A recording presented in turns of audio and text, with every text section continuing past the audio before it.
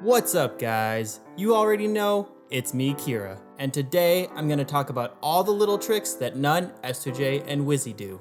Now, I have to address something that I promised when I first came back to the channel. I said I would make 3 new videos, and then for every 1,000 wishlists my indie game got on Steam, I would make 1 extra video. But from the way things are going, that would mean that this is our last video. It'd be super messed up for me to just peace out right now, and a ton of empty wishlists wouldn't even help me if they didn't convert to sales anyway. So since I also have a ton of cool video ideas I still really want to make, I am proud to announce that I will continue making content for the channel every week. Thank you all so much for still loving Melee. It really means a lot to me and the community. And you guys don't have to do anything for the content to continue, but if you do want to help out, either wishlist Epiphany City on Steam, or if you're not a Steam user, go to epiphanycity.com/demo and enter your email address to get notified that way. Kira, I watched the SSVM tutorials of what Mango does that's different than other Falcos, and I was like, huh, he does do that. And then I started punishing him for it. So consider myself tutorialed.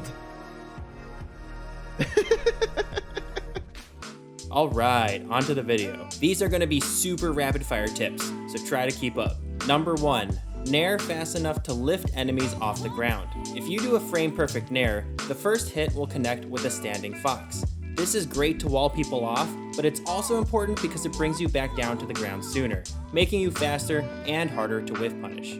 Number 2, nair or aerial over Fox and Falco's up tilt. If you time this perfectly, you can actually just get over Fox and Falco's up tilt, which is normally a really good move against Falcon.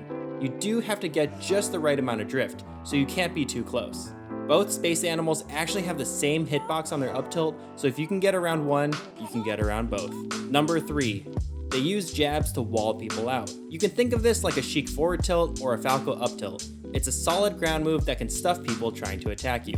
This basically works because Falcon doesn't really have a ton of ground moves, so it often catches people off guard, and most people also don't expect to turn around jabs for some reason. In some cases, you can also use it like a wake up shine. Number 4, forward tilt. Back air. Dude, I like his use of forward tilt. That one didn't work, but he's been using it kind of throughout the set, and it's actually really good at that. It covers a good range, actually. It's funny, it's like Samus-esque.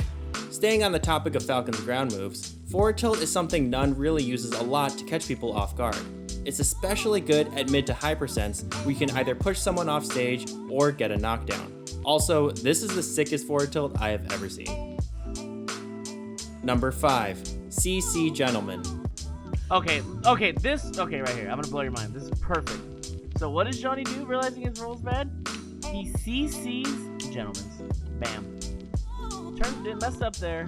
CC right there, CC jab. This is excellent to get someone off you at low percents, and most people really don't see this coming. It's hard to notice in the moment, but all 3 Falcons use this a lot in their gameplay, so look out for it the next time you're watching one of their matches. Number 6, aerial to crouch cancel to punish. Nun does this stuff a lot, but CC in general is something I don't see any Falcons on Slippy ever doing. CC to dash grab isn't just for Sheik players, it's actually super strong with Falcon too. Number 7, jab after stomp at low percents. Jabbing after a stomp at low percents can often jab reset or at least force a more predictable tech option. And also along those lines, sometimes you can immediately grab right after a knee at low percents too.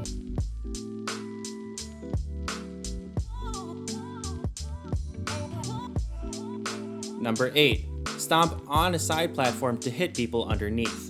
This is an S2J special. He does it all the time on Yoshi's Story especially. It's much safer than stomping on the ground next to their shield. It can sometimes shield poke, and it can really mess with their shield stun timing for some reason. Number 9, use the back part of stomp to beat approaches.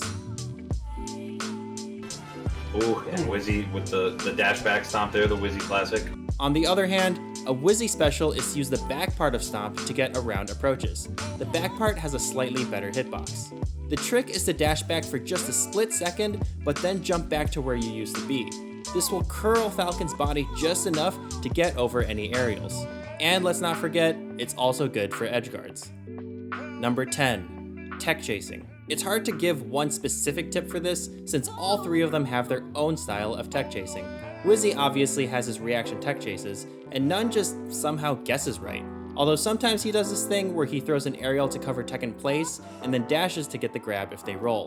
S2J is somewhere in between, where he both determines the probability of each option, but also works around the options he's not directly covering. One thing that Wizzy does in particular though, is to punish get-up attacks by crouch canceling them into knee. Number 11, back air into knee. This sounds a bit basic, but people forget that all of Falcon's aerials basically work the same, and that if you DI in, they all combo into each other and eventually lead to knee. And even if they DI away, you can always easily retreat to the ledge and still edgeguard normally, so you don't really lose anything. Number 12, edgeguard with weak knee. Weak knee is an excellent edgeguard tool, mostly because the hitbox lasts all the way until right before the full animation ends. Most moves' hitboxes disappear long before the animation's over, but since knee stays out so long, it can clip double jumps or anyone trying to stall and still allow you to get back to the stage. Number 13, waiting a bit to bait out a high up B. When your opponent is recovering high, they often want to use their up B to give them the most options.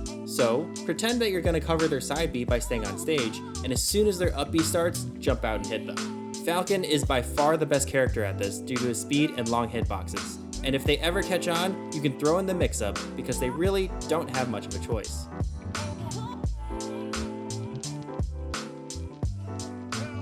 And then right there, he just stands there, makes it look like he's going to cover side B just long enough that Vortex is like, all right, I better up B instead.